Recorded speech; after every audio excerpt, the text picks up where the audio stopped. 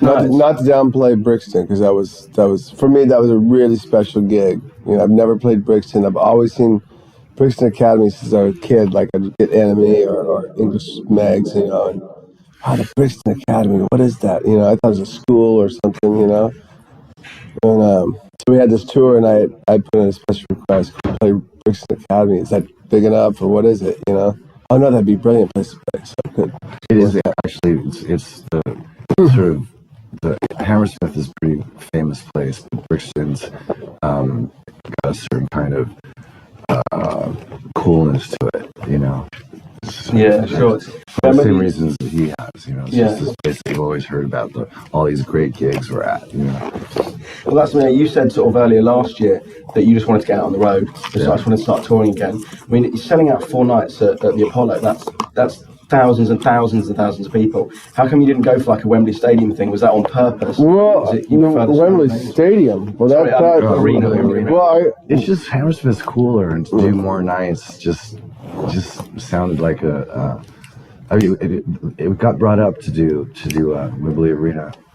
I guess it's under construction too. There's some construction going on at the arena. Oh, this I'm not sure, but the stadium they tore that down. But tore it down. Still there, and the arena's still there. Yeah, I was getting confused, but it was brought up, but we didn't know what our potential was. So we sort of like, I think we booked maybe the first 2 gigs at Hammersmith, and those sold out, and then we had another one, and then we had another one. That's how it went. You'll be playing Tuesday as well at this rate, you know. Yeah, right. Yeah. Oh, cool. Well, listen, tell us a bit about the Tsunami. The Tsunami single that you're doing, and the choice to get involved in that and what it's going to be. Well, we got a call. Sorry, we got a call pretty much as soon as we got to the UK, which was like the 8th or 9th of this month, a couple of weeks ago, and from Sharon Osbourne. She was putting this thing together, and it was Eric Clapton, Tears in Heaven. We were picked as the band. And they had all these singers: Elton John, Rod Stewart, Gwen Stefani, Scott Weiland, our singer, Steven Tyler, Andrea Botticelli is the opera singer. Mary J. Blige, just all these people. And, you know, we had been trying to think of, you know, it was a major disaster, and we were at home watching the television when this happened, and of course it's all over the news. And people kind of came out of the woodwork saying, could you guys play a gig for this? But we were coming over here. Yeah, so it kind of came at a perfect time. It was like, great, yeah, we can do this. And but then then figuring out the song, especially for poor Slash, because he's, you know, Eric Clapton is definitely no slouch, and he plays like 3 different things at one time on the guitar, you know? So Slash really, man, nailed it. He rehearsed it and fretted over it for 2 weeks, you know, and carrying my guitar around. Yeah, and we all sort of got together in hotel rooms over the, you know, we were touring, so we couldn't properly get down and rehearse the song.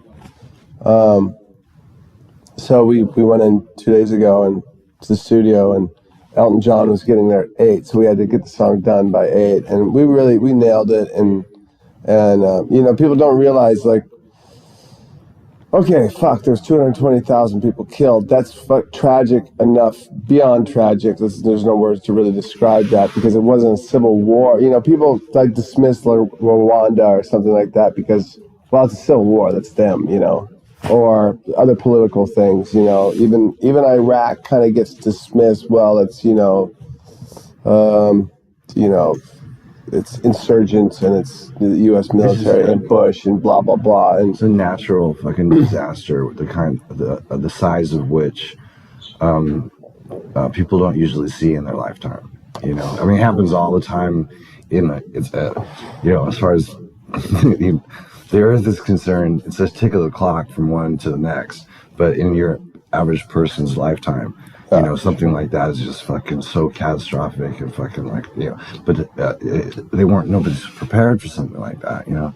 But so I just wanted to contribute to it. Yeah, and the people, you know, must realize that, okay, all these people died, but there's all these survivors. There's millions and millions of survivors who are surviving off of nothing, and there's, you know, I mean, to be brutally honest, there's, you know, decaying corpses and shit, disease, and mosquitoes and all kinds of bizarre diseases going around, and a lot of kids orphaned as well. Well, a lot of kids are orphaned. This particular song, not the song, but this effort that we made to support this thing is actually for the orphans. Just the orphan aid, the Somali orphan aid. I did not know that. I only know that because Sharon told me. Oh, okay. Well, that's great. I mean, imagine being a kid and just all of a sudden orphan, a little kid. I couldn't. So when's that single? When's that Comes coming out? out?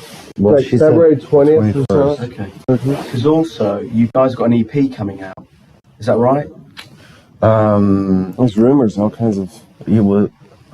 This is a live record or I don't know. Are you talking able to about the say- cover songs? Yeah, that's right. Say it's being released. I think it's released in the States already, and it's coming here. I don't know when it comes here. Okay. But yeah.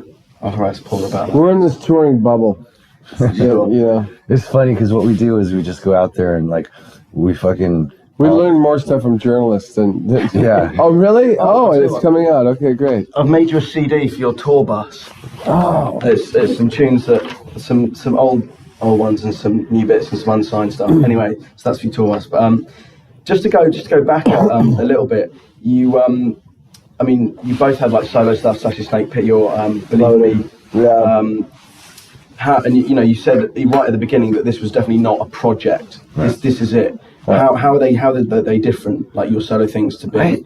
It was weird because like when I did the Snake Pit thing and I was still in Guns N' Roses, it was just something to do during the what was supposed to be the time between the end of the tour and when we were going to really start working on the next Guns N' Roses record. And it was just a fun thing to do, right? I think the difference between a project and a real band like this is like you were saying earlier, like Snake Pit, it was Slash's Snake Pit. He was the focal point. With my band Loaded, I was the focal point. Anything, Matt might have done or whatever, he was the focal point. Now it's a band. It's like, it's a unit, that there's not like one guy and then the rest are just kind of filler musicians that you can bring in somebody else to fill in that. And we took it totally like, as soon as we hooked up, it was like we were starving for something like this, And so as soon as we hooked up, we just took it really serious. I mean, the amount of fucking patience and tenacity that we all of a sudden had to keep it going all the way up till where Scott joined was unparalleled for any of us, because normally everything we did was sort of just a quick throw together and go out and just jam, and all of a sudden we just like totally locked onto this thing, and so in that respect it's way different than anything that I was doing. Sean, how have you found the press compared to say sort of 15 years ago, when all the whole issues, yourselves and the press, and people not being particularly nice at various times and getting things wrong? Now, are you finding any different now? No, I never pay any attention to it. Sure. I mean, I've read things. I've read things like the funniest thing I read was, I think it was in Kerrang. I'm not sure. It was an English magazine, and they had a whole paragraph with quotes of me saying, and it was all in with British slang. The words I didn't know what they meant. It's like, I didn't say that. I don't even know what these words mean. So I mean, people are still putting words in your mouth and that. Oh, you get really, especially on phone interviews, because this guy, whoever it is writing an article in some other city. You're doing a phone interview. Sometimes they record it. Sometimes they're taking notes, and they'll take something out of context and put it in. And it's like, that's not what I meant. Yeah, I mean, you'll be having one of those conversations, and you'll be, did you understand what I just said? Yeah. Just to make sure that they, but it goes with the territory. It's just the way it is. Sometimes they get it right. Sometimes they take artistic license and make up their own. It's almost like they didn't even really need to talk to you. They made it up themselves. But, it's just like it's been going on forever, so it's just the way it is. Okay. Yeah, we're gonna get back and chop up the video really close to make you say something else, Yeah. Exactly. Pro tool it. So how come you've been able to, you've returned so many bands, I say bands, this is a new project, but people sort of return, and it just sort of falls flat on its face. How come it's work? Where's the energy, the rage, the shit that you do on stage? Well, I guess people just picked up on us. That's the way we innately are. I mean, we haven't changed. I mean, we're musicians with a certain amount of. We like what we like, and we do what we do because we like it, and we put everything into like it. That. Yeah, we put everything. We don't clock in and we haven't become jaded and okay, another fucking show. Yeah. Like every show is individual and unto itself. Tonight we're playing the Hammersmith again tonight. We played it last night, but it's a whole different show tonight. It's a whole new audience, and it's a lot of them. It's the first time they're going to see us, and we feed off of that energy, and somehow they've responded, and the energy is amazing. So you can't help but put out 110% every night. Sure. So I mean, is that the main thing for Kicks right now? Being on tour. I mean, you still in the studio much and writing, and we actually, when we were doing once Scott came into it and the band and had a name and all that, we went and did this gig in LA, and we threw together, I think Slither was in the set, and we had Set Me Free. We're the only two together at that point, and then we had a Pistol song that we played, and that was that was what cemented the band, the relationship between the guys and the chemistry between the guys was amazing. But then we just went out on stage, and that's really why you do it, why you make records, is so that you can go out and play. So as soon as that happened, we did that show, and we almost didn't even want to go in the studio and make a record yet. Yeah, we were like, let's just go on tour. Do you guys mind if I eat while we're doing this? Okay, man, I wouldn't want to. And then finally we thought about it and said, no, let's make the record. So we made the record really quickly just to get out here so we can go out and play in front of this. It's like, it's all writing and recording is all unto itself a fun thing to do, but it's a means to an end, which is where you go out and you express yourself to whoever is interested, And that's why, we're so energetic, and why you can tell probably that how much we love it, right? And I think at this particular point in time, there's not as many bands like that, and so I think it's a little bit refreshing for people to see something like that, because there's just nothing going on that's really sort of similar right now. No, definitely. I mean, especially in this country, it's difficult. I'm trying to sort of think about the nature of rock and roll and what it is that's so real and there about you guys, that there's not very much, and a lot of American bands above British bands. But I think that there's a good British scene going on right now. Sure. If it was the 70s, or if it was in the 80s, even though I wish that whole decade never even existed, but we are a product of the 80s. What's wrong with the damn Yankees, dude? All right. So I think as a band we'd still be just as good, and we come across just as well, but we're almost like a beacon right now, because there's no other real rock and roll bands doing it. Back in the day there'd be 80 of us, fucking different bands, and we'd still be pretty cool. Yeah. So what are you guys listening to at the moment? Do you get to listen to much of the new stuff? Are you going back in time, listening to old stuff? Or? I'm firmly rooted in the past. I don't listen to a lot. I listen to a lot of new stuff, but I don't like it. He, on the other hand, is a little bit more open-minded. Like I hear something first 4 chords, and I'm like, that sucks. But I listen, like, realistically, my bass music, like, that I can listen to 24/7. Any day of the week is still like a certain period of the Stones, from 69 to 73, and that's where I'm coming from. It could be a Zeppelin thing, it could be a Black Sabbath thing, it could be an Aerosmith thing, but just that kind of rock and roll is what fuels me. I've been listening to a hell of a lot of Motown lately. Really? Yeah. Okay. It's great. James Jamerson, the bass player, is just amazing, and It's cool because he listens to it all the time, and it reminds me of being a kid. It reminds me of being at my mom's, because that's what we used to listen to all the time. It's weird because every time I walk in the dressing room, he's listening to this shit. I'm like, it's something very cool about it. But and I was your man. Yeah, so I listen to a lot. And he's learning all the bass stuff, which is just I just sit there and play bass to Jamie Jimerson. It's just like, wow. The passing notes and things he does. It makes you grow as a musician. Like for me, my way of expanding my horizons, so to speak, is I actually go out and I jam with a lot of different people.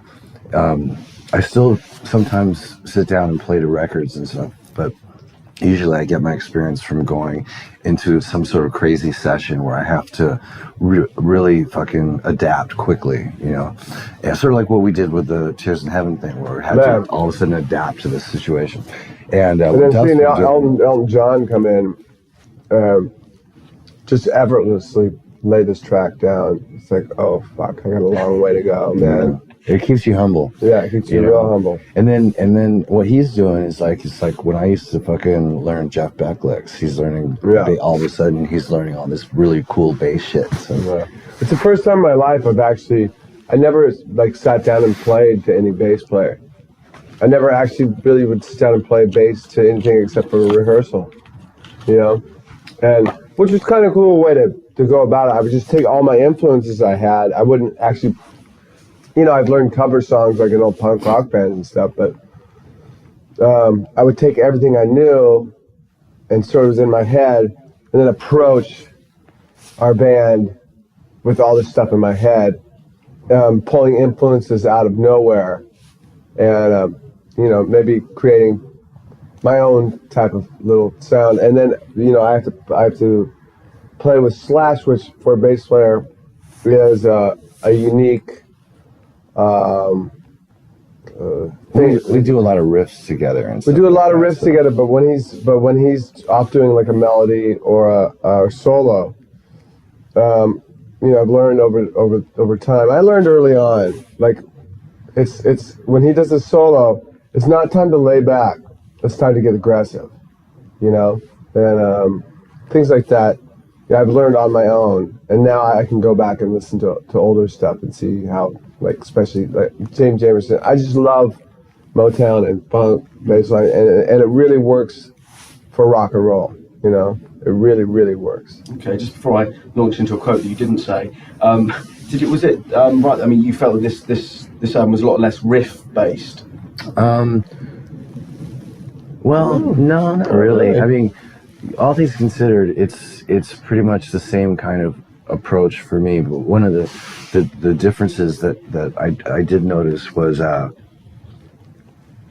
way that Scott vocally arranges things and certain kinds of stuff that Matt is writing, right? So his concept of a song would be maybe these 3 or 4 chords, and then I come up with a riff to go with that, or vice versa, something like So it's still riff based, but it's not identical to say Guns N' Roses or say Snake Pit or Loaded or anything like that. Where it's very much a communal writing experience. So you sort of do what sounds right, Cool. I've just had the 2 or try to anyway. Yeah. I've just had a 2-minute warning call. Can I get a shout from you guys? Hey, it's Duff and Slash from Revolver, and you're watching clickmusic.com to camera. Is that cool? Yeah. Just a little shout for the website. I've been eating on TV.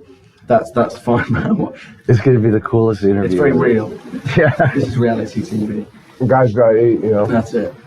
Anyway, what is it? It's clickmusic.com. You're watching clickmusic.com if that's cool. Yes, it's Duff. And I'm Slash. We're from Velvet Revolver. We are, and you're watching Clip Music? Clickmusic. Sorry, okay, I knew it. That's cool. I'll edit those together. Clickmusic.com. Yeah. Okay, yeah, this is Duff. And Slash, and we're from Velvet Revolver. And you're watching clickmusic.com. Wicked. Cheers, lads. That's cracking stuff. Thanks a lot. Thank you. Blind to meet you, man. And I've got to ask, I know it's really cheeky, but can you sign my CD for my girlie? It's not, Is that cool? Yeah. What's your girl? Sorry, Paul, I went too. And I also bought. What's her I've name? got the Rach. What's his name? Yeah. How do you say Rach? R-A-C-H-E. Yeah. Really? I've got the original artwork with stickers still inside. I'm quite proud of that. Whoa.